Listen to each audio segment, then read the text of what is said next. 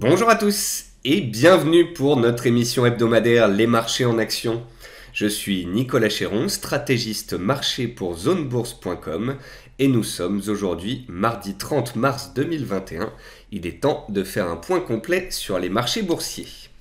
Avant toute chose, un avertissement sur les risques. Les informations, graphiques, chiffres, opinions ou commentaires mises à disposition par Zone Bourse s'adressent à des investisseurs disposant des connaissances et expériences nécessaires pour comprendre et apprécier les informations développées.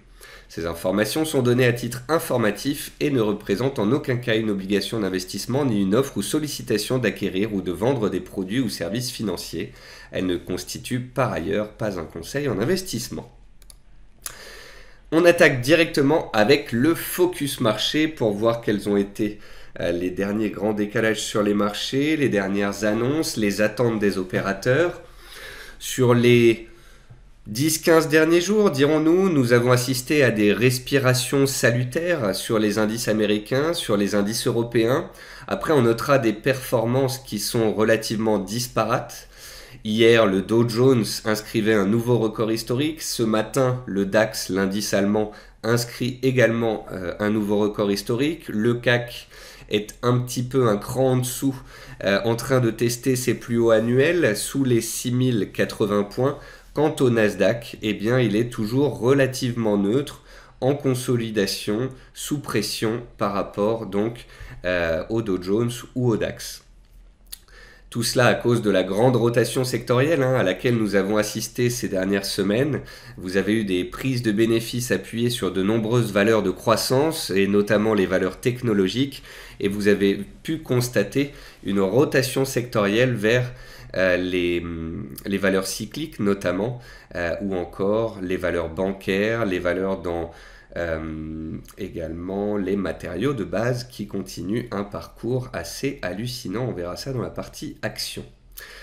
Les opérateurs sont plutôt optimistes sur la reprise économique mondiale, mais surtout ils sont dans l'attente du plan de relance de Joe Biden, entre 3 et 4 000 milliards de dollars pour les infrastructures et les énergies vertes, entre autres. Ce plan pourrait être annoncé demain mercredi. On a l'impression à l'heure actuelle qu'il n'y a pas grand-chose qui peut empêcher cette marche forcée des indices boursiers. On a vu donc l'affaire Archegos, un family office qui devait déboucler des milliards de positions en fin de semaine dernière et en ce début de semaine. Cela pourrait coûter plusieurs milliards à des banques européennes peu regardantes sur les risques que ce fonds avait pris. Néanmoins, ça ne fait ni chaud ni froid aux opérateurs. Les opérateurs qui fêtent également la reprise du trafic dans le canal de Suez puisque le porte-conteneur Evergreen a enfin été remis à flot, donc les échanges commerciaux vont pouvoir se réintensifier. On sent bien qu'on est sur la fin du trimestre, que les opérateurs sont un peu en manque d'idées, de catalyseurs.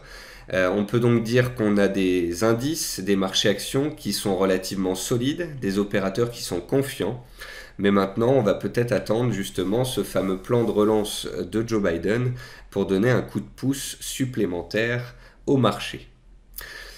Parce que les opérateurs anticipent toujours cette période de croissance, de relance, d'inflation, les taux américains, le 10 ans US, pointent à 1,77, nouveau plus haut. Une accélération vers les 2% semble très probable dans les semaines à venir si les opérateurs restent aussi confiants sur la suite.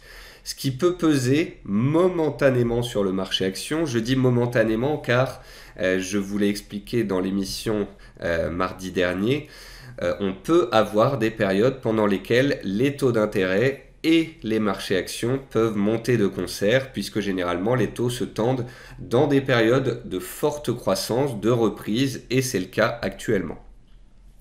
Le CAC 40, lui, donc retrouve ses plus hauts annuels. Les 6070-80 points ont été approchés ce matin. Cela bloque pour le moment. Mais voilà, on peut dire que on a fait un repli la semaine passée sur les 5900 points, sur la moyenne mobile à 20 périodes. Je vais vous montrer ça dans quelques instants. Les acheteurs s'y sont présentés. On est reparti à la hausse. Il n'y avait pas de vente panique. Il n'y avait pas de stress sur les marchés. Pas de hausse du VIX. Donc voilà, on est toujours dans un marché haussier, soutenu et calme. On notera toujours pour la France que l'épargne a fortement augmenté depuis le début de la crise sanitaire provoquée par l'épidémie de Covid. Selon la Banque de France, l'excès d'épargne des ménages atteindra 165 milliards en fin d'année, certains parlent de 200 milliards, soit 8% du produit intérieur brut. Qu'est-ce que cela signifie? Eh bien, cela signifie que le jour où on va nous laisser sortir dehors, il y aura potentiellement un excès d'épargne qui sera utilisé pour de la consommation, et ce qui devrait engendrer une forte reprise, une forte croissance quand on ne sera plus confiné. Concernant les small et les mid cap, c'est un petit peu un terrain miné ces dernières semaines, depuis 2-3 semaines maintenant. On a des small et des mid caps qui sont très erratiques, des dossiers qui continuent d'être soutenus, mais d'autres où on assiste à des respirations, voire même des corrections, avec des baisses de 20-30% parfois. Donc prudence et sélectivité, les opportunités se raréfient. On a eu un mouvement haussier globalisé ces derniers mois, donc les dossiers qui restent décotés relativement bas se font rares. L'heure est désormais au stock picking, et donc on va vraiment se focaliser sur des dossiers qui sont et techniquement et fondamentalement plutôt solides et haussiers. Concernant le pétrole, ce dernier consolide, après avoir pris 100% en 4 mois, rien de plus légitime que de respirer après ce parcours historique. L'argent et l'or sont toujours pressurisés par la montée des taux réels. Enfin, le Bitcoin a fait un trou d'air, a fait une prise d'appui sur le seuil psychologique des 50 000 $, et il est déjà de retour à 58 000 $, toujours un des actifs les plus haussiers de la planète. D'ailleurs, on va jeter un œil sur nos graphiques. On commence avec le CAC 40. Donc ce que je vous disais, c'est que on a une consolidation légitime qui s'est faite vers la moyenne mobile à 20 séances. La moyenne mobile à 20 séances a déjà fait support le vendredi 26 février dernier, le vendredi 5 mars dernier. De la même façon, en milieu de semaine passée, on est allé tester la moyenne mobile. Vous voyez qu'on a fait à chaque fois des ouvertures en baisse, puis des clôtures sur les plus hauts. Pareil le lendemain, ouverture en baisse, clôture sur les plus hauts. Donc ça veut bien dire que le marché était ramassé par les opérateurs. On profite des replis pour se placer à l'achat. Et puis on est reparti tranquillement vers les plus hauts. Et nous voilà en ce début de semaine sur les plus hauts annuels. Donc ce que je vous disais, c'est qu'il nous faut maintenant des catalyseurs. Est-ce que le plan de Joe Biden va être dévoilé? Est-ce qu'il sera à la hauteur des attentes? Ça pourrait permettre au CAC 40 peut-être de dépasser ses plus hauts annuels et d'aller chercher ses records d'avant Covid, donc les records de février dernier à 6110, 6120 points. Et on pourrait, je pense, envisager une période de latéralisation un certain temps après le chemin parcouru.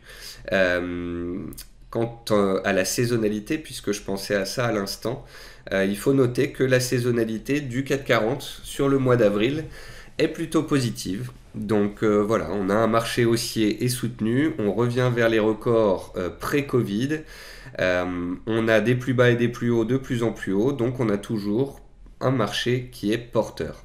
Après, il n'est plus porteur pour les mêmes secteurs, il est un peu moins porteur pour les small et les mid caps, il est un peu plus porteur pour les valeurs de la reprise économique, toutes les valeurs cycliques. Ça va de la construction à l'automobile, au bancaire, et donc des valeurs un petit peu plus grosses, et notamment les valeurs du CAC 40. Ensuite, on jette un œil au pétrole. Donc voilà, le pétrole, il a fait un chemin assez stratosphérique.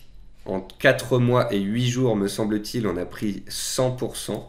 Donc on avait besoin de consolider, on avait besoin de prendre des bénéfices, et je pense que là, on n'est pas prêt de voir une forte tendance se mettre en place sur le pétrole. Je pense qu'on va connaître plusieurs semaines de latéralisation. Le pétrole ne baisse pas parce que dès qu'il perd 10-15%, eh bien, il redevient attractif au regard de la croissance économique à venir. Mais d'un autre côté, il n'a pas non plus la force tout de suite de retourner vers ses plus hauts, d'aller chercher les 70 $ ou autre. Donc on peut assister à une période de latéralisation d'un certain temps, ce serait tout à fait légitime. L'or, toujours baissier. Dans sa consolidation de moyen terme, on avait fait un temps d'arrêt sur les 1680 $, rebond de quelques séances, hein, puisque rebond d'à peu près 10 jours. Et puis là, on est de nouveau sous pression.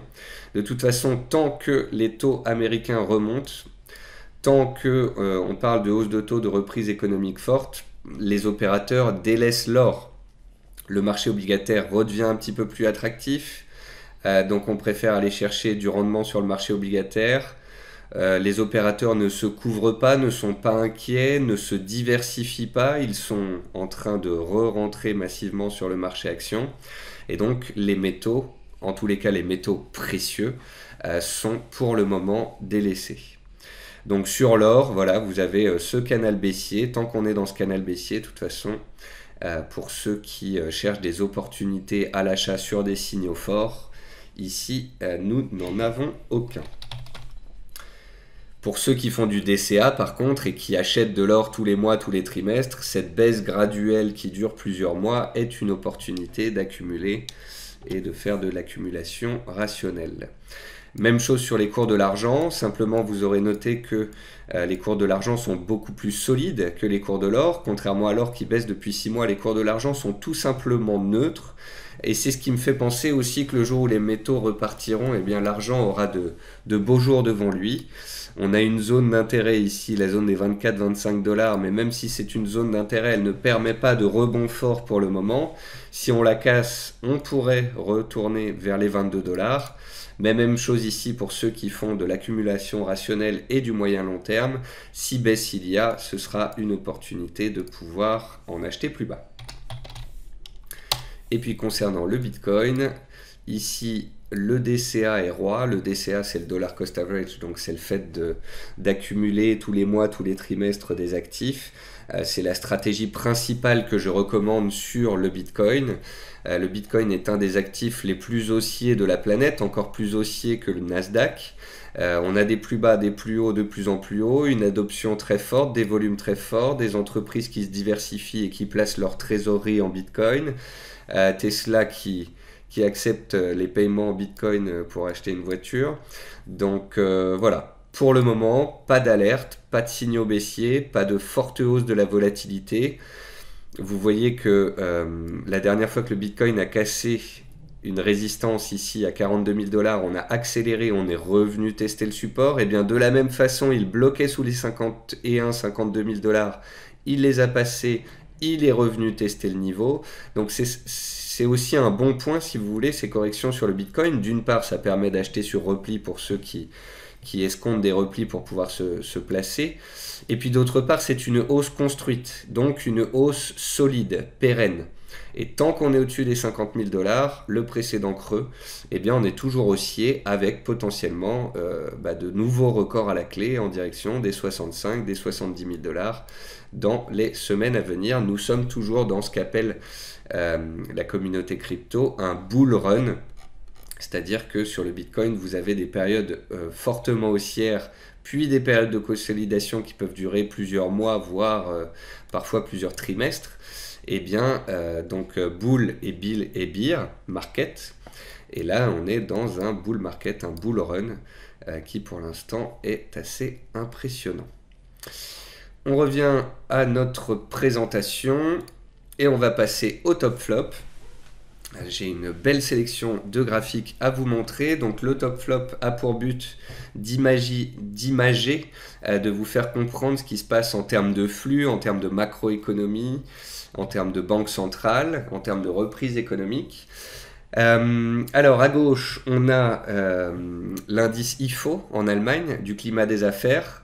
Donc vous pouvez voir que cet indice est remonté en flèche ces derniers mois et que malgré le confinement et malgré certaines statistiques économiques qui restent un petit peu dégradées, notamment les PMI qui se stabilisent, eh bien le climat des affaires, donc les anticipations pour l'avenir sont plutôt bonnes. Donc on est toujours dans ce biais positif des opérateurs, même si on est confiné en France, en Allemagne, même si on pourrait aller vers des mesures encore plus contraignantes, eh bien les marchés veulent voir le verre à moitié plein. On avance sur la vaccination et en théorie, on nous laissera sortir par la suite. Donc là, les marchés se projettent à 3 mois, 6 mois et partent du principe que cela ne peut aller que mieux. À droite, ici, vous avez un graphique du PIB américain. Non, du PIB mondial même.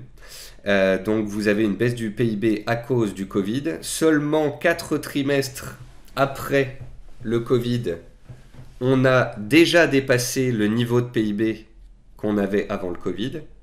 Et avec les injections que l'on a fait, que les banques centrales et que les gouvernements ont fait dans les marchés et dans l'économie, on devrait même dépasser le rythme de progression qui était prévu avant le Covid. Donc vous voyez, on n'est pas dans un simple rebond technique. Là, on est dans une reprise ultra puissante. Il y a du charbon dans la machine et du coup, cette machine pourrait tourner tout feu, tout flamme à une allure encore plus rapide que celle qu'elle aurait dû avoir avant le Covid et avant justement toutes ces mesures de soutien. Donc c'est ce qui explique ces chiffres que vous voyez ici, que les marchés actions soient de nouveau sur des records historiques. Cette crise qui a été vite oubliée, puisque donc vous avez ici les baisses du marché américain et le nombre d'années que le marché américain va mettre après une crise majeure. Vous avez en gris ici, par exemple, le crack de Wall Street en 1929. Les marchés ont mis 15 ans à se remettre de ce choc. Les marchés ont mis 10 ans à se remettre du choc pétrolier de 1973. Ils ont mis 7 ans à se remettre de la crise des dot-com, des valeurs Internet. Le marché américain a mis un peu plus de 5 ans à se remettre de la crise de 2008 et à retrouver des nouveaux records. Là, on n'a même pas mis 1 an avant de retourner sur les records historiques. Donc voilà, c'est la fameuse reprise en V. Choc historique, interventionnisme historique, on est reparti et ça repart comme d'habitude encore plus fort aux États-Unis puisque c'est là-bas qu'on a les mesures de soutien qui sont les plus fortes.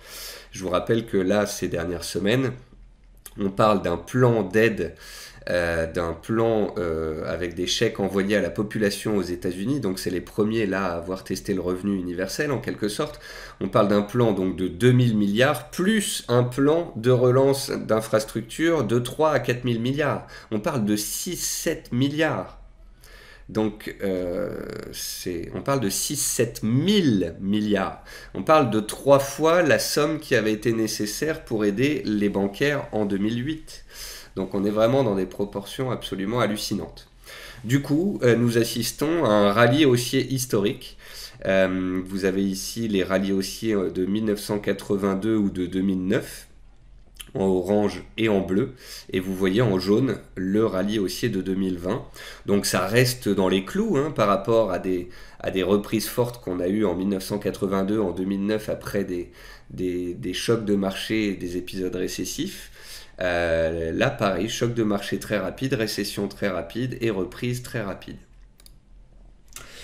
Du coup, on est dans des proportions totalement historiques, pratiquement jamais vues. En 1 an, le S&P 500 a gagné 75%. Voilà. Et la fréquence à laquelle ça arrive, vous en doutez bien, elle est extrêmement faible. La plupart du temps, les indices américains oscillent entre moins 10 et plus 25 sur une année. Rares sont les années à moins 30, les années à plus 40, et là on est dans une année à plus 76%. Donc vous vous doutez bien qu'on est dans de l'exceptionnel. D'ailleurs, on se rappellera que même si le marché américain est un marché qui monte en moyenne de 5% tous les ans sur les 20, 50, 100 dernières années, on n'oublie pas que c'est un marché sur lequel il y a quand même des drawdowns. Un drawdown, ça va être une baisse entre un point haut et le point bas d'une correction. Et vous pouvez voir qu'on a très souvent un drawdown de 5, 10, 12%. Donc ça pourrait être en fait cette année 2021 une année en dents de scie. C'est-à-dire qu'on commence l'année sur les chapeaux de roue. On commence par jouer la reprise économique, par jouer les plans de relance, les valeurs cycliques. On commence donc dans le vert avec l'inscription de nouveaux records historiques. Mais il faut garder à l'esprit qu'à tout moment, on peut avoir une consolidation, une correction des indices de 6, 8, 10%. Et c'est à prendre en compte dans son portefeuille. On assiste donc, comme je vous le disais, à des rotations qui sont très importantes. Ici, c'est un graphique qui est intéressant puisque on voit que généralement les marchés anticipent. Généralement, vous voyez ici, market bottom, le marché va faire un creux avant que l'économie arrive en récession. Ensuite, l'économie va faire son creux. Les marchés seront déjà en train de repartir à la hausse. Puis, alors que l'économie sera dans son early recovery, un début de reprise, les marchés sont déjà très hauts. Et parfois, les marchés boursiers vont faire des points hauts avant même qu'on ait atteint la full recovery et la reprise économique très forte. Qu'est-ce que veut dire ce graphique? Eh bien, il veut dire qu'on a toujours 6 mois d'avance sur les marchés boursiers. C'est-à-dire que on est actuellement dans une reprise économique et on s'attend à ce que le deuxième, troisième trimestre soient des trimestres absolument records en termes de croissance en Asie, aux États-Unis. En Europe, on a un petit peu revu les anticipations à la baisse à cause des confinements. Et ce graphique, il montre bien que les marchés anticipent à 6 mois.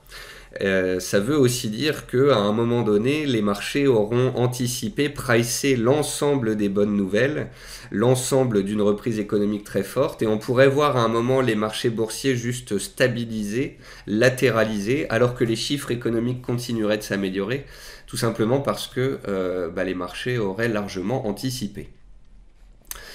Ici, vous voyez des rotations, alors ici, c'est rotation entre les secteurs aussi. Au début, on va jouer la reprise avec les matériaux de base et la technologie. Ça, c'était l'année dernière. En 2020, on a eu des très fortes performances sur les valeurs technologiques. Et puis en fin d'année, on a eu une très forte reprise sur les matériaux de base. Actuellement, on est toujours aussi dans une reprise des matériaux de base et de l'énergie. Et puis par la suite, on peut de nouveau réavoir des rotations qui s'opèrent. Donc c'est aussi ça qui n'est pas facile ces dernières semaines. On a les locomotives d'avant qui se sont arrêtées et puis les valeurs qui étaient à la traîne qui se sont fortement reprises. C'est pour ça qu'il faut savoir se diversifier, sortir des sentiers battus. Et c'est dans cet esprit que j'ai fait la liste des actions du jour avec de nombreux dossiers qui m'ont été proposés par des lecteurs et que pour certains je ne connaissais pas du tout. Ici à droite vous avez un graphique qui montre la rotation entre l'or et le Bitcoin. Alors ça ne veut pas forcément dire que les opérateurs vendent leur or actuellement pour acheter du Bitcoin, mais c'est tout simplement pour montrer que voilà, il y a un engouement pour le Bitcoin qui est très fort et il y a peut-être un petit système de vase communicant entre l'or physique et ce que certains appellent l'or numérique. Les marchés sont soutenus parce qu'on a des flux absolument records. On a eu un flux entrant sur le Nasdaq, c'était la semaine dernière me semble-t-il, en une séance, un flux qui était pratiquement le record historique puisqu'il faut retourner en l'an 2000 pour retrouver un tel flux. Simplement, en l'an 2000, le flux entrant record sur le Nasdaq, il a été fait non pas après le creux, mais pratiquement tout en haut. Et actuellement, c'est la même chose, on est tout en haut sur le Nasdaq et on a des flux records. Alors, je ne sais pas si je dois vous dire que ces flux entrants sont des flux records et que ça légitimise le fait qu'on puisse continuer de monter, ou si au contraire, on est en train de voir tous les particuliers américains rentrer sur les marchés avec leurs chèques récemment reçus, ce qui engendre des flux entrants.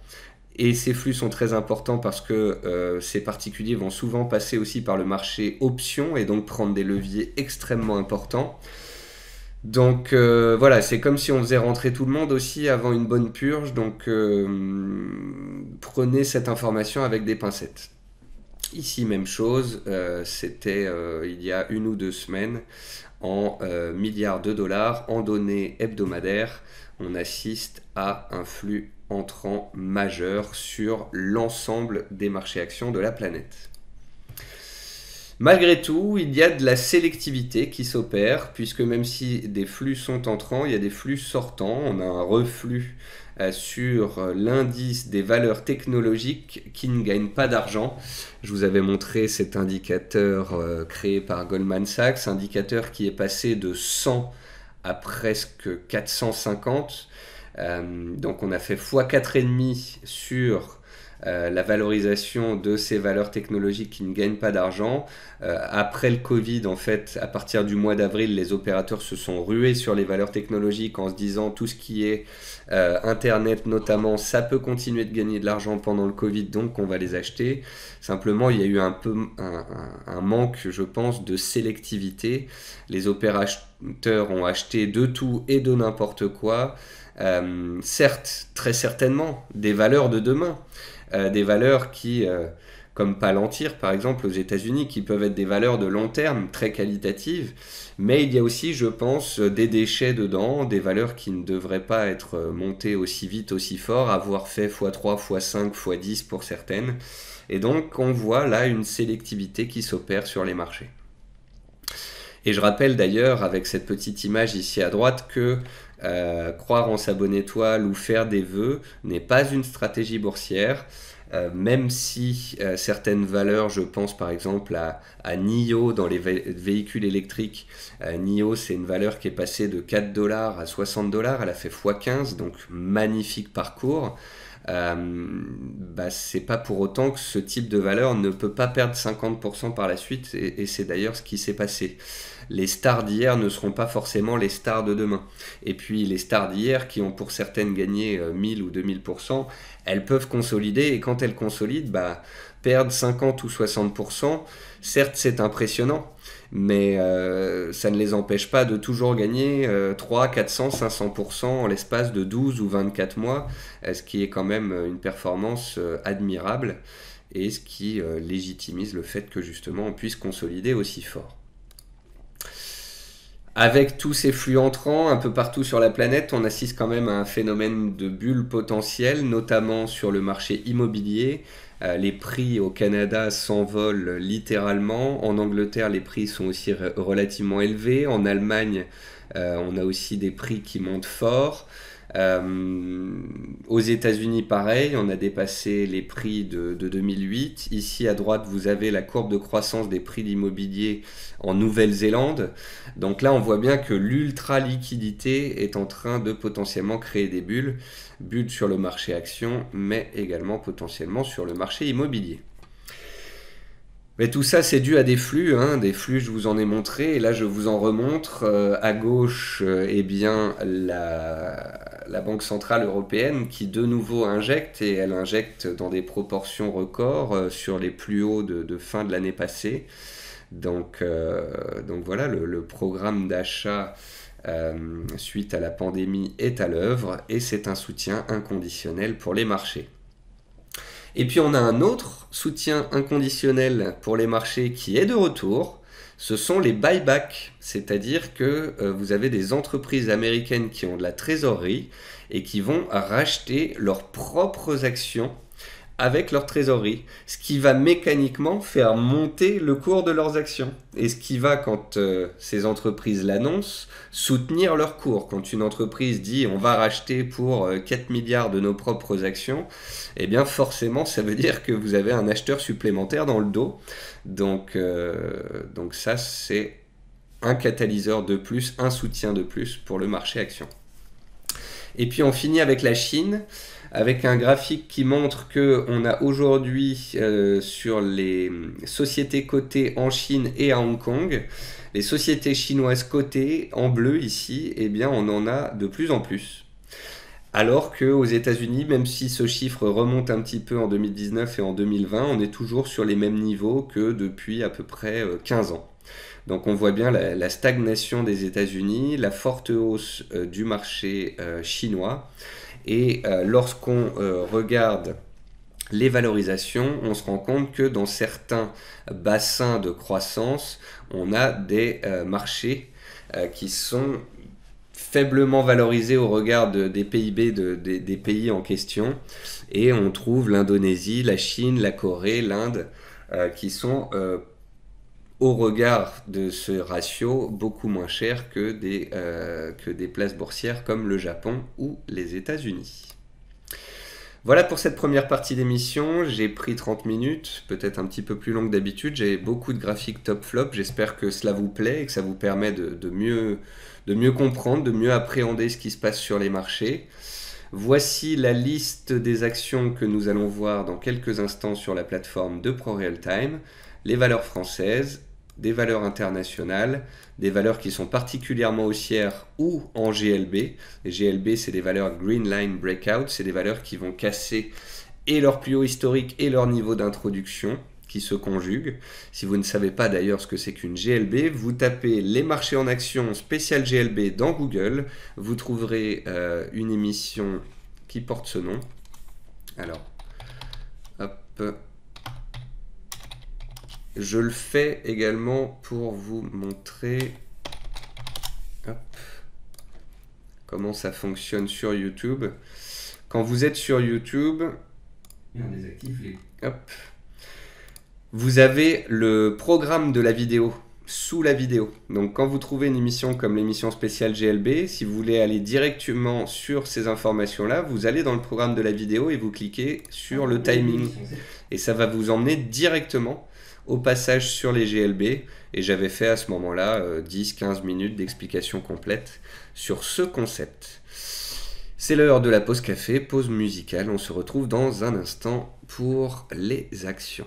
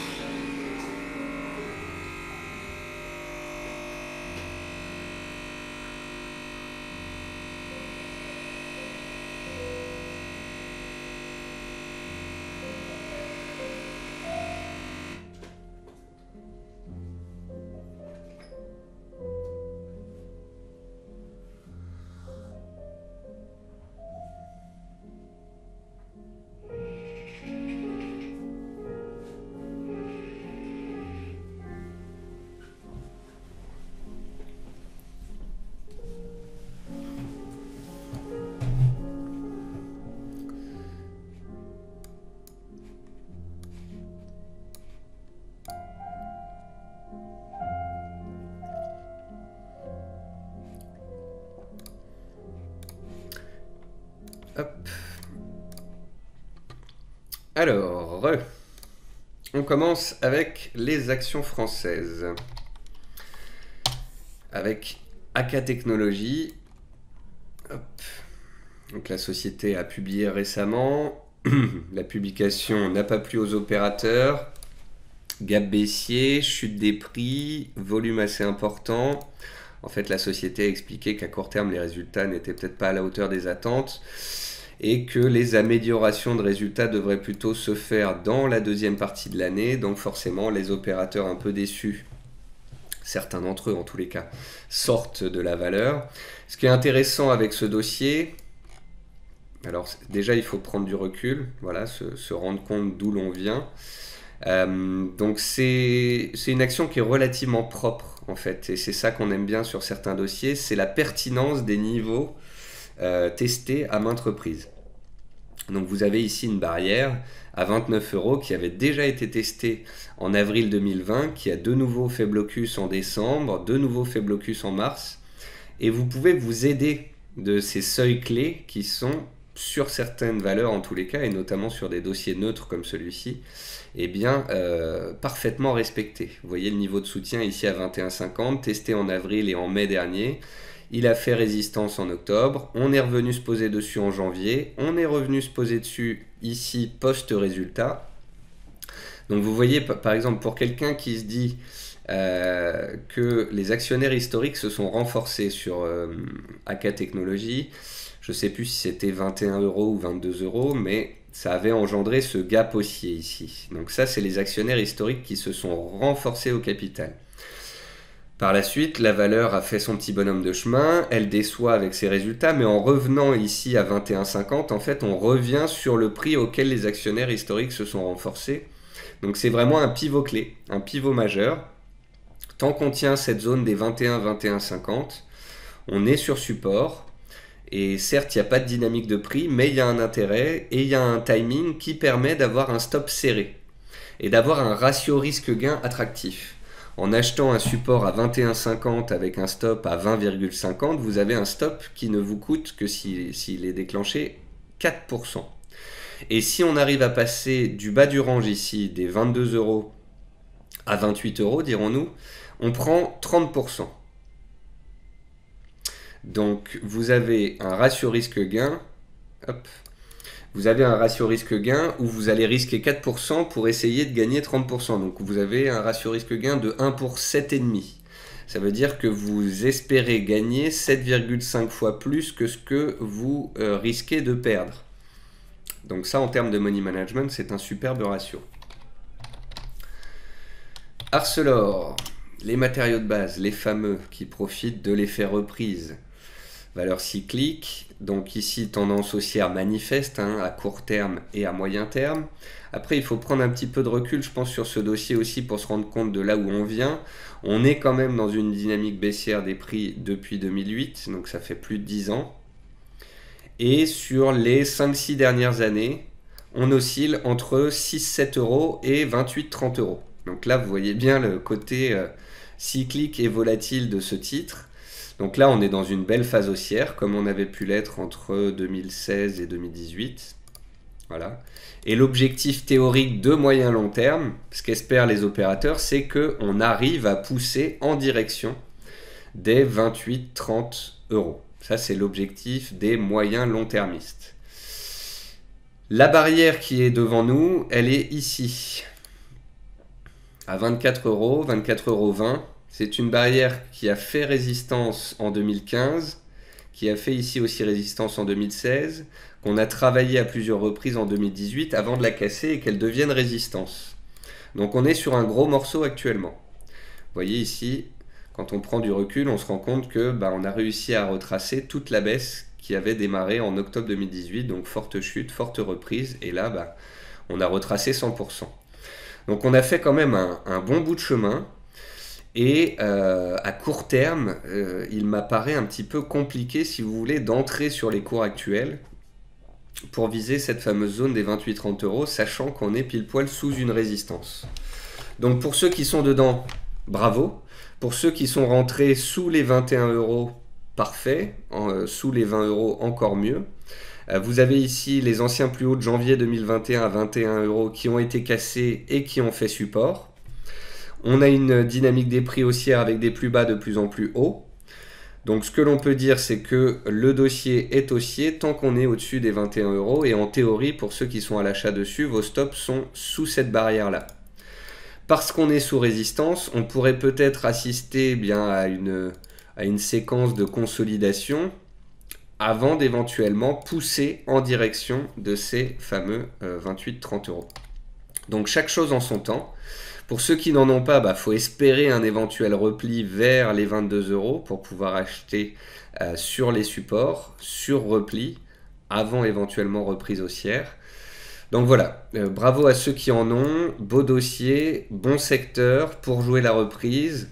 Et si on casse les 24 €, encore un potentiel qui pourrait s'ouvrir, mais à court terme, peut-être un petit peu de zigzag après un beau chemin parcouru. Atos, on tient tout juste. Voilà. Alors vous allez pas forcément vibrer sur ce titre, mais vous n'allez pas non plus extrêmement stresser. Voilà, Atos, si on retire les excès, on est dans un grand range de 30% à peu près. Hop. Ouais, 25% même. Donc c'est pas une valeur qui est extrêmement stressante. Après, ce que je vous avais montré sur Atos et qui expliquait un petit peu le manque de conviction sur ce dossier, c'est que quand vous allez sur Zone Bourse, sur la fiche valeur de Atos, vous pouvez voir que 2020, c'est une année de recul du chiffre d'affaires. En fait, le chiffre d'affaires baisse graduellement 2018, 2019, 2020. On attend une stabilisation, un petit regain en 2021, puis un petit rebond en 2022. La rentabilité se stabilise. Donc voilà, c'est pas un dossier de croissance, c'est pas un dossier où on attend des résultats phénoménaux, et je pense que ça transparaît dans le cours de l'action. Après, ça reste voilà, un dossier solide, une grosse Bertha, comme j'appelle parfois ce type de dossier. Et graphiquement parlant, eh bien, on a une oblique haussière qui passe par tous les plus bas depuis un an, qui fait support. On a eu des chocs baissiers ici à plusieurs reprises, mais cette zone des 62 € a bien été défendue. On a ici l'oblique haussière qui a été testée une fois, deux fois, trois fois avant que les cours ne redémarrent ces dernières séances. Donc si vous êtes à l'achat sur Atos, tant qu'on est au-dessus des 63,50, il n'y a aucun problème. Et en théorie, vous avez votre stop qui est soit sous cette oblique, sous les 63 €, soit sous les plus bas récents, sous les 61,20 €. Donc sous 61 € pour faire simple.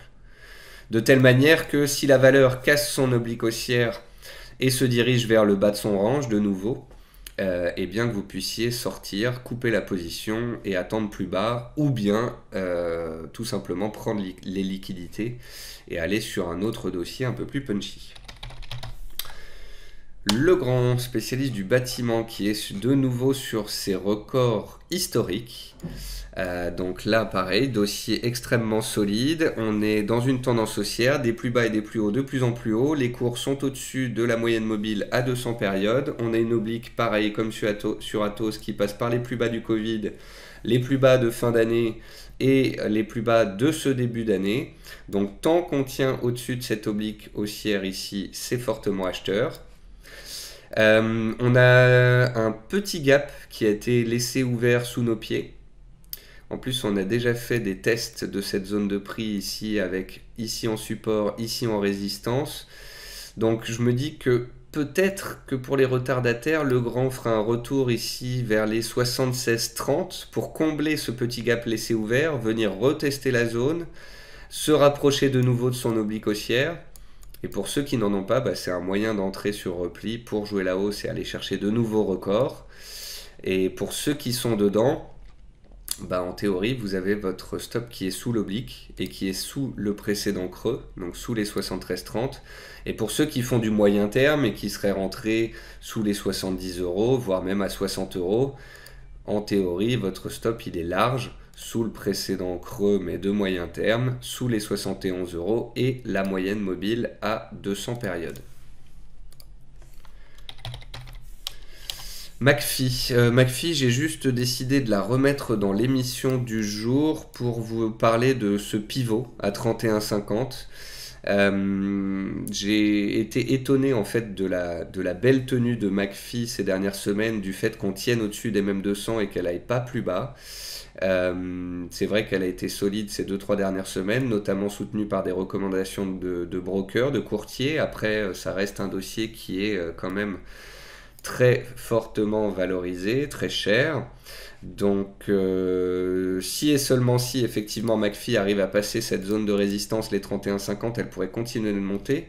Sinon, j'aurais bien vu un retour vers la moyenne mobile à 200 périodes, vers la zone de soutien pour les retardataires, voire même pourquoi pas un accident à terme en direction des 20-23 €. Vous savez, parfois sur certains titres, on n'a pas une entrée, on n'arrive pas à rentrer, on attend la MM200, puis elle ne la touche pas, puis ça repart. Mais parfois, il faut rester sur son plan de départ, c'est-à-dire que McPhy, je trouve qu'elle a fait un parcours magnifique en 2020. Remettre le couvert en 2021 apparaît un peu compliqué.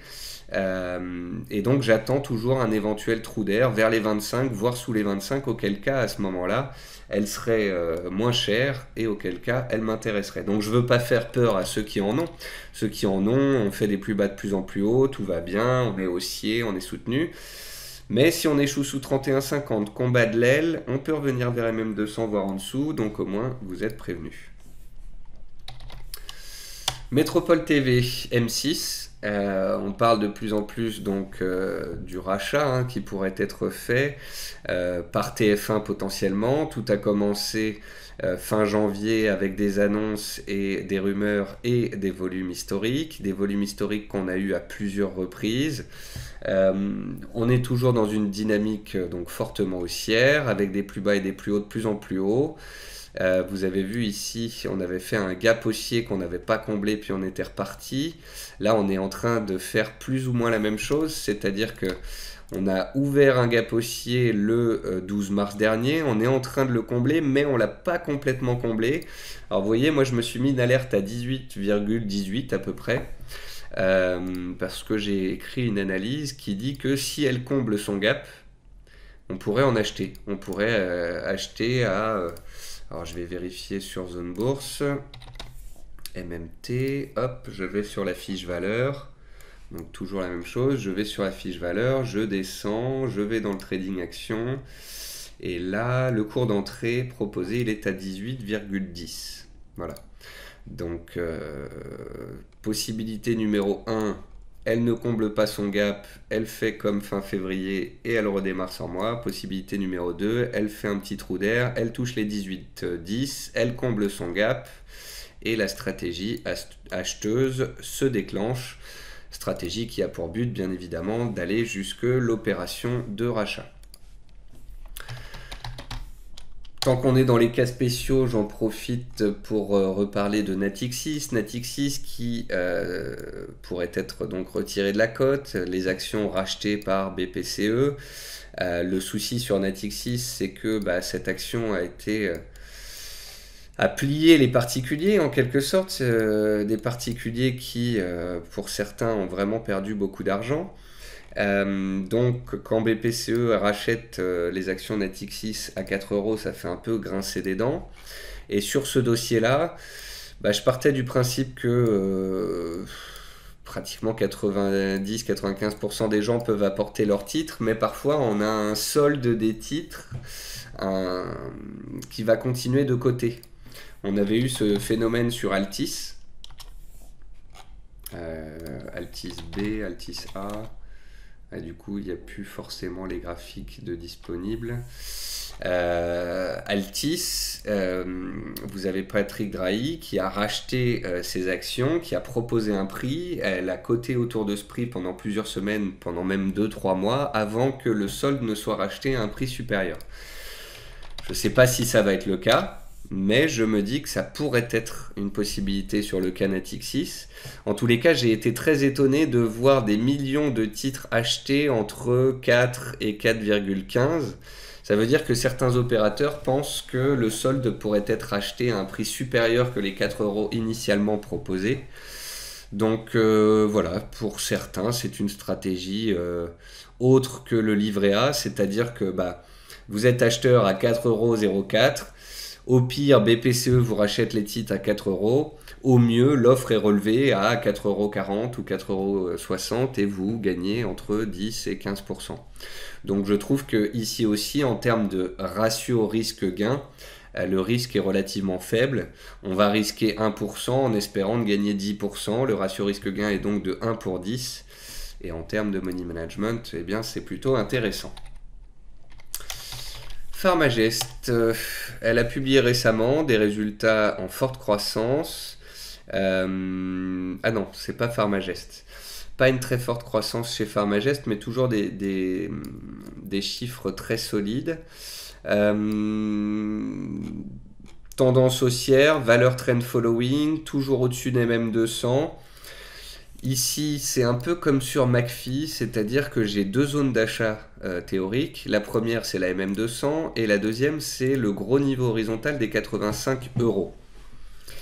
Si vous avez acheté à proximité de la MM200, vous avez eu deux opportunités pour pouvoir se faire. Est-ce qu'il ne vaudrait mieux pas mettre un stop court sous la MM200, quitte à être stoppé en cas de faiblesse du titre pour pouvoir s'y reprendre à 85 €. Vous voyez, sur des dossiers qui ont fait des beaux parcours comme Pharmagest, il ne faut pas oublier que Post-Covid, elle est passée de 44 à 124 euros, elle a pratiquement triplé. Ce genre de titre, même si c'est un très bon dossier, peut consolider pendant un certain temps et peut parfois perdre 20, 30%, 40% avant d'éventuellement repartir. Donc là, si vous voulez, pour ceux qui sont à l'achat, on aimerait rapidement passer d'une tendance baissière à une tendance neutre à une tendance haussière. Donc on aimerait rapidement que les 100 euros soient regagnés, qu'il y ait des impulsions haussières, qu'on casse de la résistance et que les acheteurs puissent souffler et puissent être l'esprit tranquille. Si tel n'est pas le cas, on a un risque de végétation, de végéter, de latéraliser. Et à ce moment-là, peut-être en cas d'accident, baissier, de correction indicielle ou autre, et bien de revenir sur ce seuil des 85 euros. Donc pour ce faire, l'espoir n'étant pas une stratégie, on met des stops. Un stop, ça va être un ordre de vente à court limité. On a acheté la valeur à 94 euros, on gagne 3% à l'heure actuelle. On peut par exemple mettre un stop à 91 euros ou à 90 euros. Comme ça, si la valeur baisse, qu'elle casse sa moyenne mobile à 200 périodes, on prendra une perte de 3 à 4%. Et puis on attendra 5, 10, 15% plus bas parfois. Et ça permet de travailler la position. Alors ça permet de travailler la position, ça veut dire que vous avez une valeur, vous avez un point d'entrée numéro 1, un point d'entrée numéro 2, je teste le point d'entrée numéro 1, ça prend pas, ça retombe, je coupe, j'attends le niveau suivant.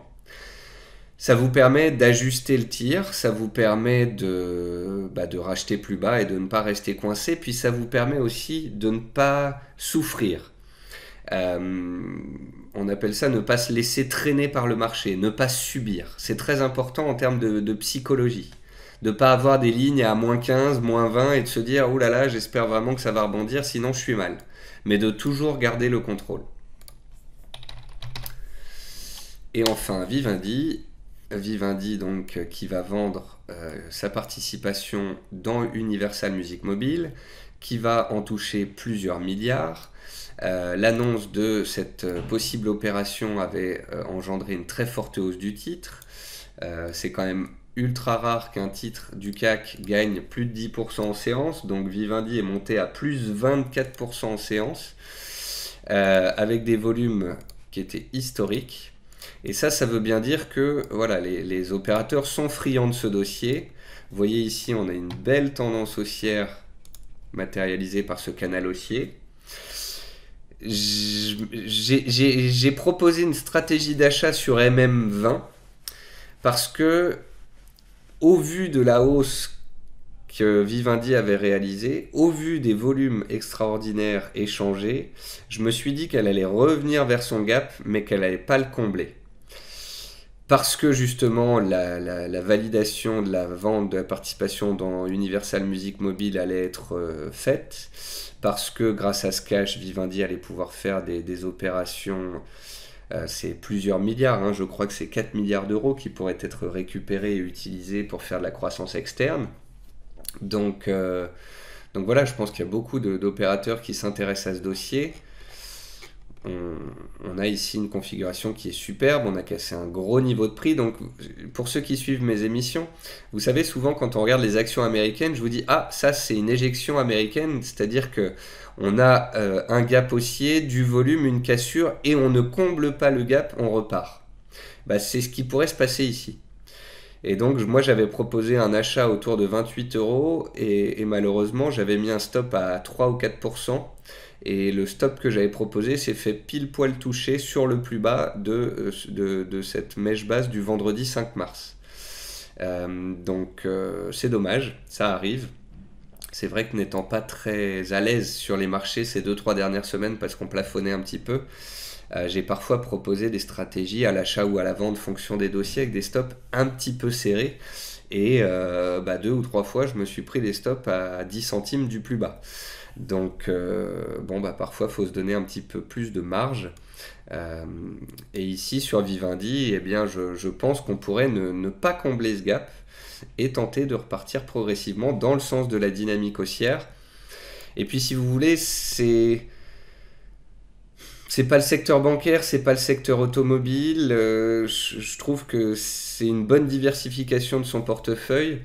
Et je trouve qu'en ce moment, avoir des portefeuilles avec des jokers capitalistiques est intéressant. De jouer Métropole TV M6 parce que ça pourrait être revendu, de jouer Natixis parce que le solde des actions pourrait être acheté par BPCE, de jouer Vivendi parce qu'il y a des opérations capitalistiques que la société pourrait vendre ses parts dans Universal Music Mobile et faire de l'acquisition. C'est un peu les belles sociétés suivies par les milliardaires. Donc je trouve que c'est pas mal d'avoir ce type de dossier en portefeuille. Donc voilà pour la partie France. On va passer à la partie internationale. On commence avec Adyen qui cote à Amsterdam, spécialisé dans les systèmes de paiement. Là, c'est un peu comme Pharmagest. Niveau 1, niveau 2. Alors c'est peut-être quelque chose que je vais reprendre sur pas mal d'actions, mais vous voyez, le niveau 1 d'achat sur Adyen, c'est celui qui ne se pose pas de questions. Adyen est haussière, valeur trend following, on fait des plus bas et des plus hauts de plus en plus haut. On a une oblique ici pour le moment en béton armé. Elle a tenu une fois, deux fois, trois fois, quatre fois, donc elle est pertinente et on est pile poil dessus. Donc il y en a certains qui vont se dire moi j'achète et je mets mon stop pile poil sous l'oblique, pile poil sous le plus bas de jeudi dernier et je tente stop serré de prendre position sur un dossier de qualité. Le petit souci, c'est qu'on a l'impression qu'elle a du plomb dans l'aile. On a l'impression qu'elle a du plomb dans l'aile et je crois que elle n'est pas aidée par les courtiers. Par exemple, ce matin, on a Berenberg qui dit ne pas être très inspiré par le dossier. Et pourtant, le cabinet d'analyse revoit sa copie de 1500 à 1700 euros. Sauf qu'on est à 1867 euros. Donc voilà, Berenberg nous dit toujours positif, mais avec un objectif de cours sous les prix actuels. Et voilà, vous avez des courtiers comme ça qui sont toujours positifs, d'autres qui sont pas très inspirés. On sent bien qu'une partie du potentiel a été rognée. Il faut pas oublier, post-Covid, Adyen, elle était là. Elle était à 800 euros, elle a fait x3 en l'espace d'un an. Voilà, donc là on parle de très bons dossiers, mais qui sont peut-être maintenant bien valorisés. Donc, niveau 1, c'est sur cette oblique. Niveau 2, si on veut rentrer sur un gros support horizontal maintes fois travaillé, c'est les 1700, 1720 euros. On casserait donc cette oblique et on reviendrait sur ce support horizontal avec la moyenne mobile à 200 périodes qui arriverait. Elle a mis le temps. Et donc voilà, vous avez vos deux niveaux d'intervention possibles sur support. Et après, vous avez aussi des personnes qui ont des façons d'intervenir différentes, des caractères un peu différents et qui ne rentreront pas sur les supports, mais qui attendront des cassures de résistance et qui attendront par exemple la cassure des 2000-2010 travaillées récemment. Et donc, il y en a qui payent les supports, il y en a qui payent les cassures de résistance. Ou il y en a qui vont attendre que le support soit testé, qu'on recasse les 1905-1910, qu'on recasse les MM20, et ils vont payer dans le redémarrage haussier. Alibaba, tendance haussière de long terme, tendance haussière de moyen terme, mais a du plomb dans l'aile ces derniers mois, notamment à un moment donné avec la disparition de Jack Ma. Ce qui est intéressant sur ce dossier, c'est la pertinence de la zone des 220-230 dollars. Elle a été testée en décembre dernier, elle a été retestée la semaine passée. Donc pour l'instant, on tient ce niveau, on est toujours en tendance haussière. Alors ici aussi, vous avez en quelque sorte le niveau 1 et le niveau 2. Le niveau 1, c'est le support horizontal ici à 220 dollars. Et puis le niveau 2, c'est les 200 dollars et c'est l'oblique haussière qui passe par les plus bas des derniers mois.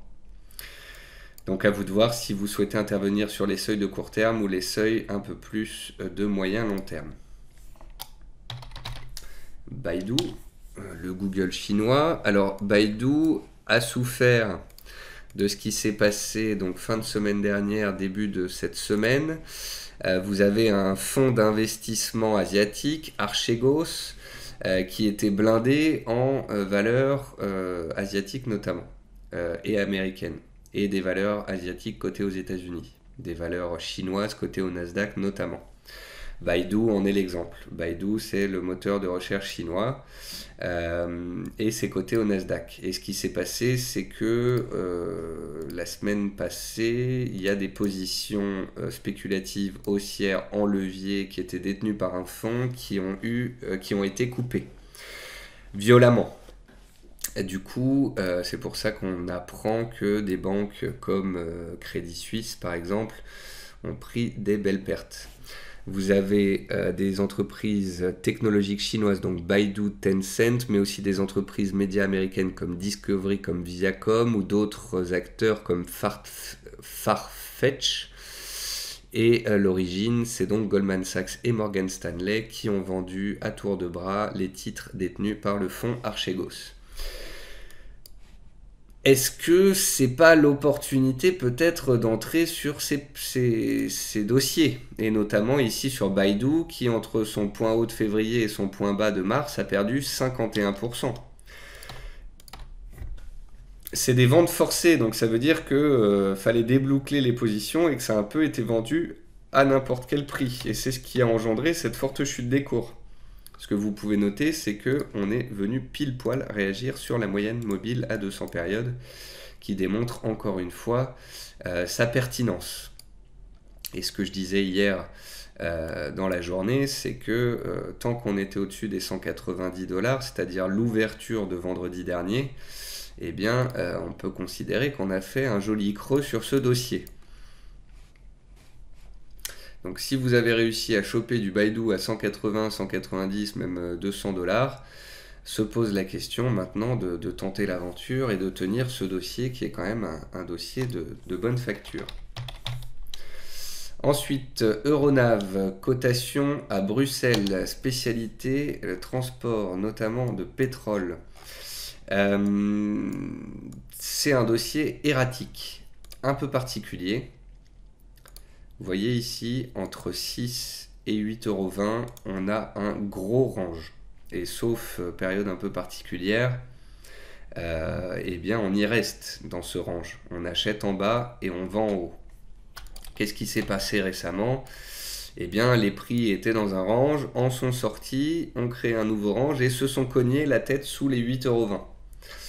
Et donc je me dois d'être prudent sur ce dossier parce que quoi qu'il se passe en termes de transport maritime, de prix du pétrole et autres, force est de constater que l'année 2020 n'a pas du tout été porteuse pour Euronav. Point positif, on s'est affranchi de la moyenne mobile à 200 périodes ces derniers temps. Certains joueront peut-être le range entre 7,30 € et 8,20 €. Un achat sur 7,30 €, ce serait un achat sur un bas de range et sur moyenne mobile à 200 périodes, donc pourquoi pas, pour éventuellement donc jouer le haut du range à 8,20 €. Haut du range qui pour l'instant, sans catalyseur, eh bien, je vois pas pourquoi on le passerait. Voilà. On n'a pas de volume historique, on voit qu'à chaque fois qu'on s'est approché du haut du range, les vendeurs se sont présentés, donc on attendra vraiment une cassure franche de ce seuil pour parler de naissance de tendance haussière de moyen terme. A contrario, vous voyez qu'en prenant du recul sur le titre et en le regardant sur 4 ou 5 ans, je me suis rendu compte assez facilement que la zone des 8,20 € sous laquelle on venait de buter, c'était vraiment pas une petite zone, c'est vraiment une grosse zone d'importance. Donc vous êtes acheteur à 6,50 € et vous les gardez en espérant que les 8,20 € cassent, pourquoi pas. Simplement, soyez bien conscient de l'importance de cette barrière. NIO véhicule électrique, pareil, entreprise chinoise cotée au Nasdaq. Pareil, valeur star de 2020, qui en 2021 perd 52% en un mois et demi. On dit parfois que les marchés brûlent ce qu'ils ont adoré. Et c'est clair que ici le dossier a été adoré puisque entre mai 2020 et janvier 2021, donc en 7 mois, l'action a gagné 2100%. Et j'ai des gens qui me disent, bah oui, mais c'est les véhicules électriques, c'est l'avenir, Goldman Sachs ou d'autres fonds en achètent, ça va repartir, les résultats sont bons, etc. Certes, mais Si vous voulez, les marchés parfois sont cycliques dans leurs humeurs et dans leurs secteurs. L'année passée, on a adoré la tech, on a adoré les véhicules électriques, on a adoré toutes les valeurs Internet, on a adoré le stay at home, des choses comme ça. Le travail à distance, les valeurs comme Zoom, des choses comme ça, les valeurs pharma. Là, depuis le début de l'année, c'est pas les mêmes secteurs qui sont recherchés. Et pour un investisseur, si vous voulez, qui est dans NIO depuis le mois de mars dernier, la progression, elle est toujours de 1300%. Donc voilà, il faut se rendre compte du chemin parcouru et laisser du temps au temps. Après, quand on regarde les flèches que vous voyez ici, si on prend une flèche et qu'on les tire, on se dit qu'on est peut-être en train de revenir sur un point dur. On se dit qu'on est en plus en train de revenir sur un point dur puisque ça correspond au plus bas du 5 mars et qu'on a la moyenne mobile à 200 périodes qui arrive ici en soutien. Donc, pour ceux qui s'intéressent au dossier mais qui attendent un point dur, on vient d'en atteindre un. Maintenant, il va falloir voir si cela tient. Peut-être pas se ruer à l'achat, mais attendre de voir comment cette zone est travaillée, attendre de voir si les acheteurs s'y présentent, si le price action, c'est-à-dire l'action des prix, les chandeliers japonais deviennent attractifs, et si à un moment donné, on a un fort volume qui nous permet de matérialiser un semblant de double creux. Pour le moment, je trouve ça un petit peu dangereux. On est dans une tendance baissière, on a un Nasdaq qui est toujours pas en grande forme, donc je trouve qu'il est prématuré d'en acheter. Pour ceux qui sont restés bloqués dedans, j'invite quand même à mettre un stop. Si au final ça se passe mal, si au final elle tient pas la zone des 32-33 $, elle peut descendre d'un étage de plus. On a un gap ici qui avait été laissé ouvert entre 22 et 24 $. On a un beau niveau ici vers 21-22 $. Donc, je dis pas qu'on va y retourner, mais si on devait baisser d'un étage de plus, il y a de la place. Voilà, il y a de la place, il y a du vide et il y a un gap. Donc attention à ces dossiers qui ont été adorés, qui ont été fortement achetés par les pros. Et ensuite, j'ai beaucoup entendu les particuliers en parler ici, là-haut. Et je pense qu'il y en a qui se sont fait avoir en se disant c'est l'avenir, les ventes augmentent, la rentabilité arrive, etc. C'est les véhicules électriques, tout va bien se passer. Oui, mais cette carte, elle avait déjà été jouée. Et grandement. Donc vous n'avez pas envie de vivre des drawdowns de moins 20, moins 30. Vous n'avez pas envie de tenir des lignes en portefeuille à moins 50. Même si vous êtes sur des beaux dossiers. Il faut savoir mettre des stops, quitte à couper, reprendre, et ainsi de suite. Alors, après NIO, Prosus. Hop. Ça me fait penser à Adyen, c'était aussi les valeurs stars de 2020. J'aime beaucoup Prosus, la façon dont elle évolue à l'intérieur en plus de ce canal relativement propre. On avait vu, on a parlé de Prosus il y a un mois et demi dans l'émission en disant qu'elle avait atteint son haut de canal, qu'on pouvait prendre des bénéfices. Inversement, là, ça y est, elle est revenue sur son bas de canal. Alors, est-ce qu'elle va nous refaire un impact sur les 90 ? On a un gap sous les pieds, c'est vraiment le seul bémol sur cette valeur. On a une zone de gap ici entre 89 et 90 €.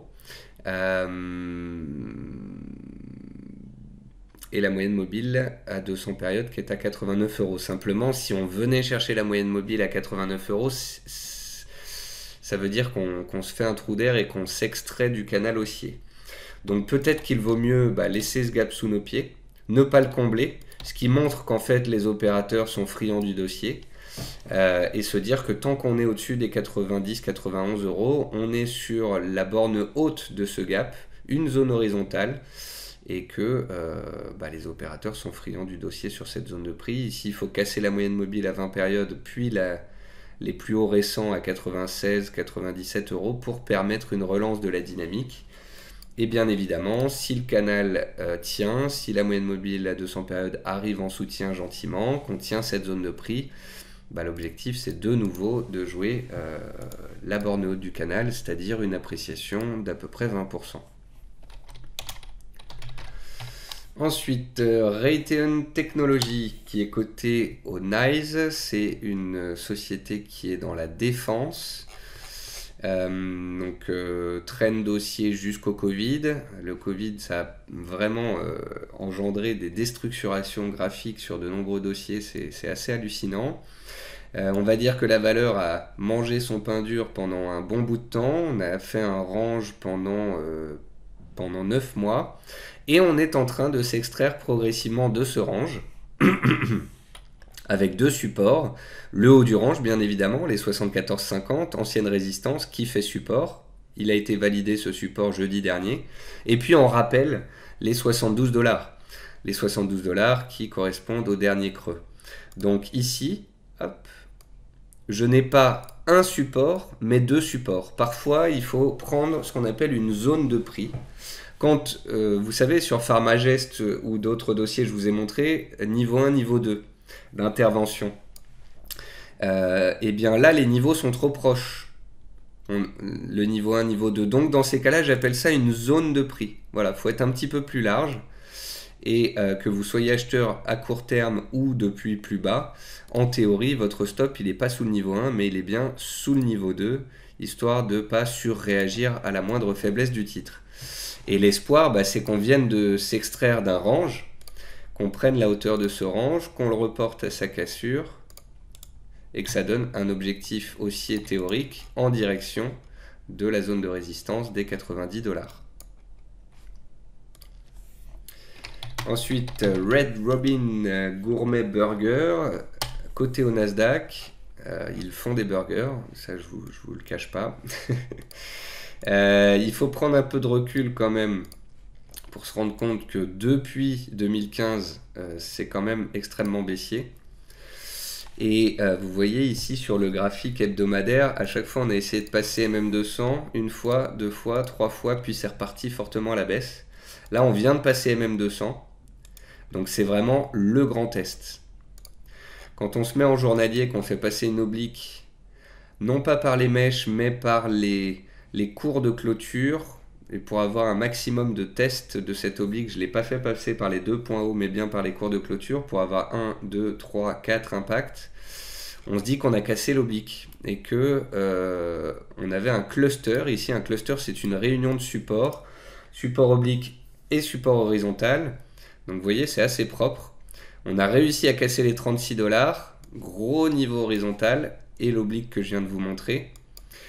Donc on essaye de marquer le coup, de montrer que ça y est, c'est bon, la zone a été acquise, et qu'on n'est pas dans un faux signal. Simplement, je ne suis pas à l'aise. Alors, j'espère que la personne qui m'en a parlé en a acheté ici ou là, dans l'accélération ou dans les cassures, et ne l'a pas acheté la semaine dernière.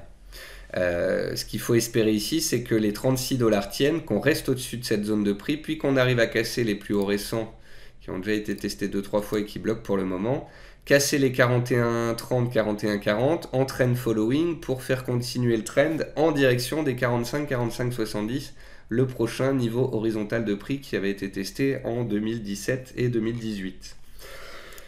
Donc la sortie de la petite boîte que vous voyez là, dans les séances à venir, elle est ultra importante parce que si on sort par le haut, on valide le fait qu'on est dans un beau trend following et qu'il y a peut-être encore un potentiel haussier.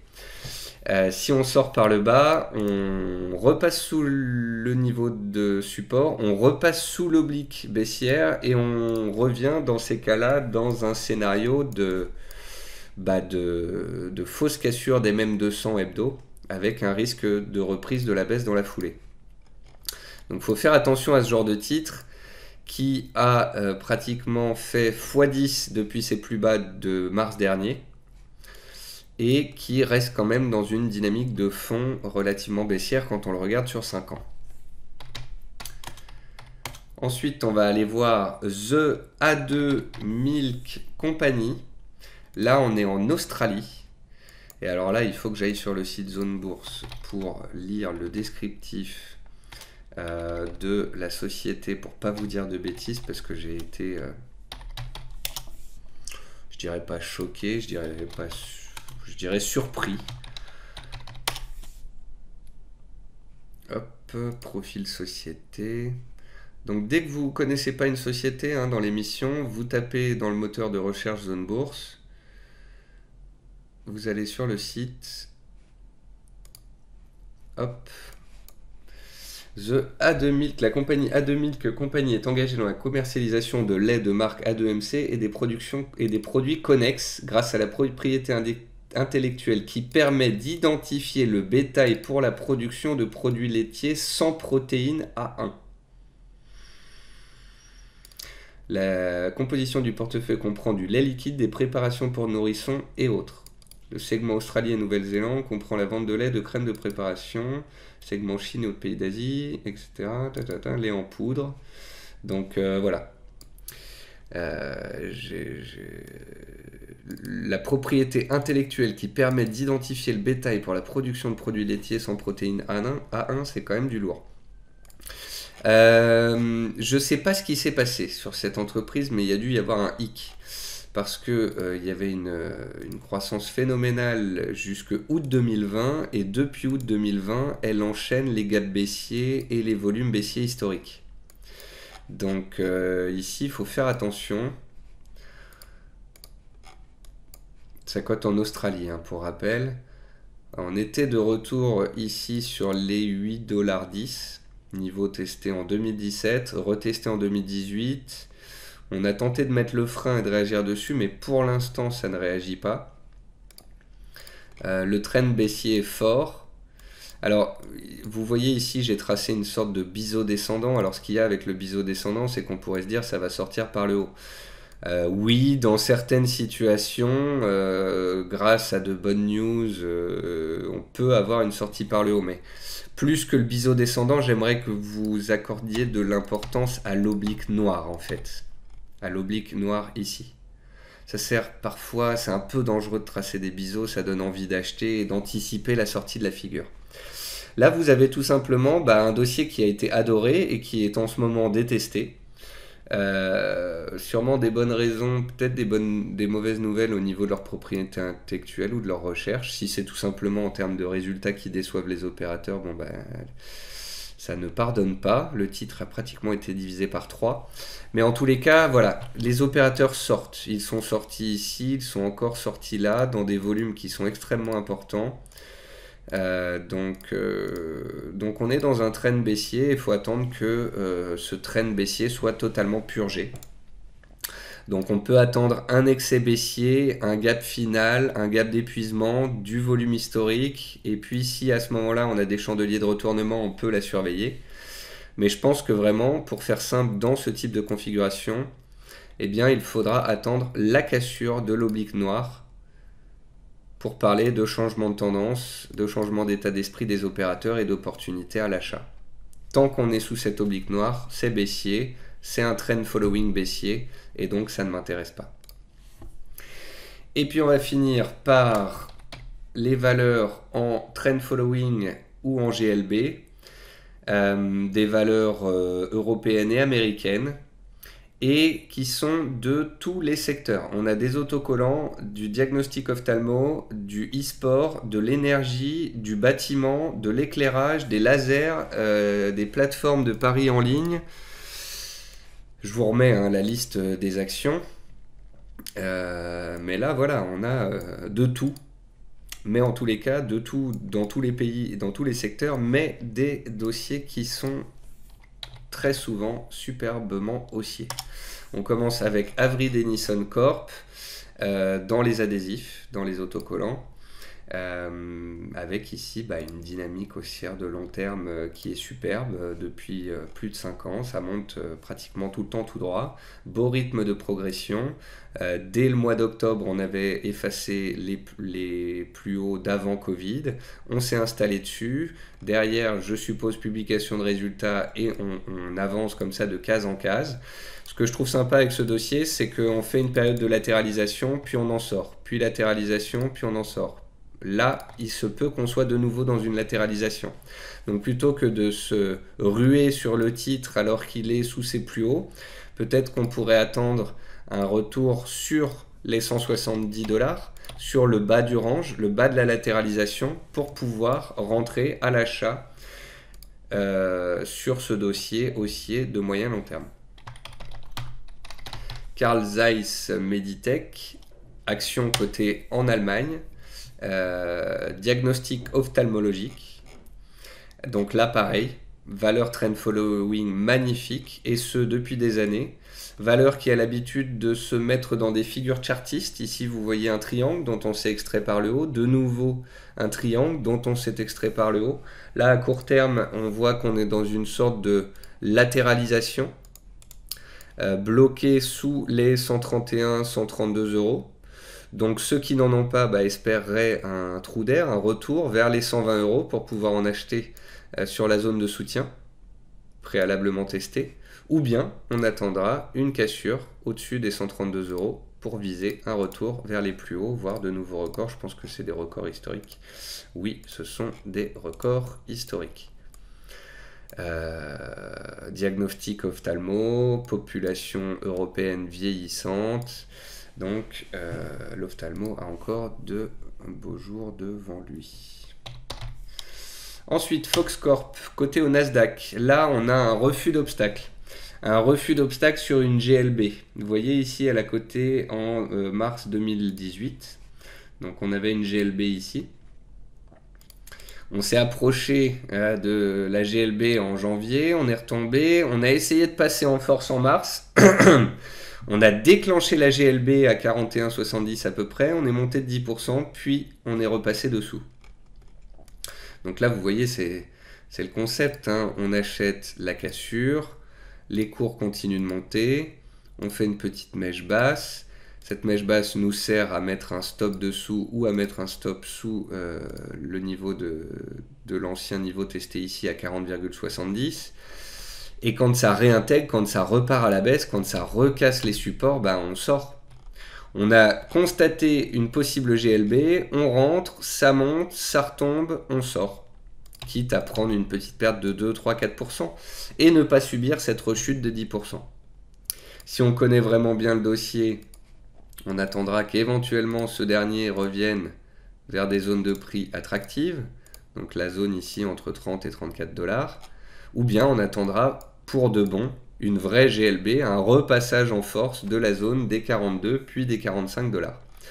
Il y a des GLB qui fonctionnent bien, il y a des GLB qui ne fonctionnent pas. C'est comme dans tout, il y a toujours des contre-exemples et des fois où ça ne fonctionne pas. Ce n'est pas grave tant que vous utilisez des stops de protection et tant que quand ça ne marche pas, vous avez mis un stop, vous sortez et vous passez à autre chose. Au la loose, on va en Espagne, code HLZ, oui c'est ça. Et aujourd'hui, on a une validation de GLB. Donc la GLB est ici à 10,65. C'est une valeur dans les énergies renouvelables. Donc voilà, on est dans un trend haussier qui accélère ces dernières semaines. Elle a testé sa GLB ici, elle a consolidé un petit peu, et là ça repart fort aujourd'hui. Alors attention, hein, c'est une valeur qui n'est pas très liquide, 10 000 titres échangés ce jour, soit 100 000 euros dans la journée. Mais l'exemple est intéressant, le secteur se reprend ces dernières séances, semaines, après avoir bien consolidé quand on regarde les autres valeurs dans les énergies renouvelables. Et là, voilà, on a un trend haussier, une valeur qui n'est peut-être pas très connue, qui cote depuis seulement 1 an et demi, et qui est en train de valider sa GLB. Donc, tant qu'on est au-dessus des 10,30 € les plus bas de ce matin, tant qu'on est au-dessus des mêmes 20, on est dans cette GLB potentielle. Johnson Control, là on retourne aux États-Unis sur le NICE, on est dans la sécurité des bâtiments. Et là, voilà, ça c'est le trend de cette action depuis 20 ans. Depuis 1996, magnifique dynamique haussière. Hop. Voilà, on essaie de matérialiser les grandes lignes de cette dynamique de fond haussière. Et elle ressemble un petit peu à Avery Dennison, qu'on a regardé avant dans les autocollants adhésifs. Parce que là, on est vraiment dans de la valeur trend following par définition. C'est-à-dire hausse, conso, hausse, conso, hausse, conso, hausse, pullback, hausse, pullback. Alors c'est rigolo parce que quand on est dans une reprise, on assiste souvent à hausse, consolidation, hausse, consolidation, hausse, consolidation. Et quand on est dans l'accélération, c'est plus des consolidations horizontales, c'est des pullbacks. Donc c'est accélération, pullback, accélération, pullback. Et bah là, on espère que voilà, le dernier point bas tienne, qu'elle reparte, qu'on casse les plus hauts historiques et qu'on continue comme ça en direction des 67-70 $, soit la borne haute du canal que j'ai tracé avant en données mensuelles. Voilà, vers 67 $ à peu près. Et donc là, ce qui est plaisant sur ce type de valeur, si vous voulez, c'est que tant qu'on fait des plus bas et des plus hauts de plus en plus haut, bah, c'est haussier, on se laisse porter. Et l'invalidation, elle est simple, c'est le précédent creux, avec un stop dessous. Ensuite, on retourne en France, avec Lumibird, spécialisé dans les lasers. Lumibird que j'avais détecté ici à 12,30 € sur cassure de résistance. On avait visé 14,50, 15 € de mémoire. Et puis je me suis rendu compte qu'elle avait passé cette zone de résistance des 15,40 ces dernières semaines, qu'elle s'était installée dessus et qu'elle était en train de repartir depuis cette zone de prix. Donc configuration assez solide, assez structurée. Avec un price action des beaux chandeliers qui sont pleins, gap haussier, volume. Ici, on a un nouveau plus haut annuel en cours. Donc, je ne serais pas du tout étonné que Lumibird aille chercher ses plus hauts historiques à 18,54 €, voire même qu'elle les dépasse et qu'on aille chercher les 20 €, un de ces quatre. Donc, on se met ici en données mensuelles pour voir ce que cela donne. Donc voilà, comme sur de nombreux titres crise du Covid, on est revenu sur une énorme zone de prix qu'on avait testée en 2011. On repart pleine balle. On est en train d'approcher des records de 2019 et si on les passe, il y a de la place pour aller chercher les records historiques de 2006 à 25 €. Donc belle valeur trend following française. Tant qu'on est au-dessus des 15,70 €. Signify, spécialiste dans l'éclairage. Je sais plus si c'est... Ça avait changé de nom. À chaque fois, je l'oublie. Bon, je suis sûr que quelqu'un me reprendra sur Twitter ou sous la vidéo YouTube. Où je vais vérifier, tiens. Signify. Donc là, on est en Hollande. Voilà, c'est produit Philips, c'est ça. Système d'éclairage connecté Interact, les services basés sur les données. C'est l'IoT, transformer la vie des maisons, les bâtiments, les espaces publics. Donc là, on a une GLB. C'est très beau. Alors, je l'ai considéré en GLB. Ici, on a les premiers mois de cotation. Généralement, la GLB, je les prends sur les 6 premiers mois de cotation. Là, ça s'est fait au bout d'un an. Mais je trouvais quand même que c'était pertinent. On avait donc un record historique en mai 2017 à 36 €. On est venu le tester à plusieurs reprises en 2020, puis c'est passé en force, puis le pullback et le redémarrage. Et franchement, c'est super beau. Alors la GLB n'a pas été très simple. Quand on arrive sur une GLB, parfois ça passe pas, puis on repasse, puis replie. Voilà, c'est un travail de zone, ça se fait pas si facilement que ça. Quand on est arrivé sur le niveau de la GLB à 36 €, elle venait de 15 €. Elle avait plus que doublé. Simplement, on peut voir qu'après, c'est passé en force, on est revenu tester le niveau une dernière fois, et puis les acheteurs ont pris la main. Là, le price action, l'action des prix est très belle. On a des chandeliers pleins avec des gros volumes, on a des gros volumes échangés, on a tous les jours les acheteurs qui se présentent et qui font clôturer le dossier au plus haut. Une cassure haussière, un gap haussier dans la continuité, donc...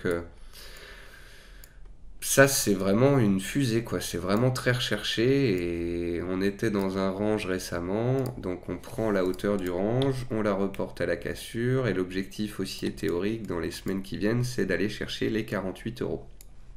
Donc, 10% de hausse supplémentaire. Bien évidemment, un point d'entrée optimum, ce serait un petit retour ici sur les 42 €, 42,30 € afin de combler le gap qu'on a laissé sous nos pieds. Mais peut-être que c'est un gamme de continuation et que la valeur va donc y aller tout droit.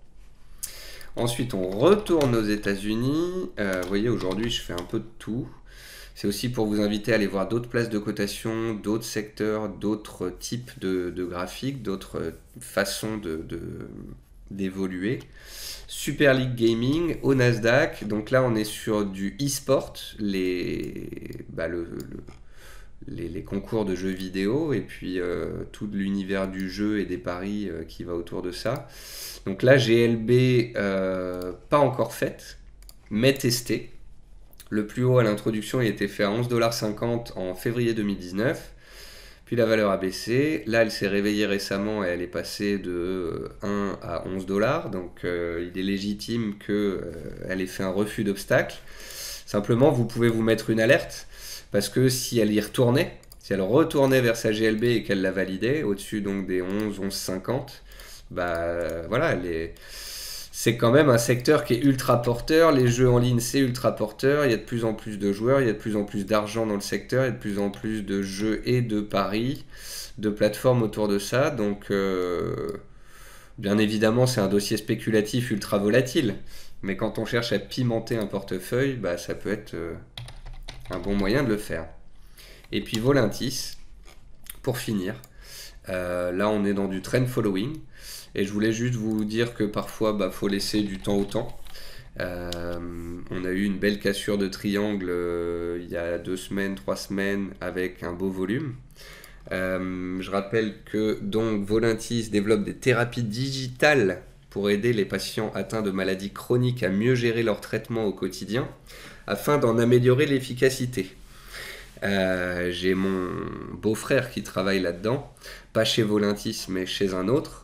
Le but c'est, par exemple, vous allez avoir un malade du diabète qui va pouvoir être connecté et on va récolter en fait toutes les données de son corps.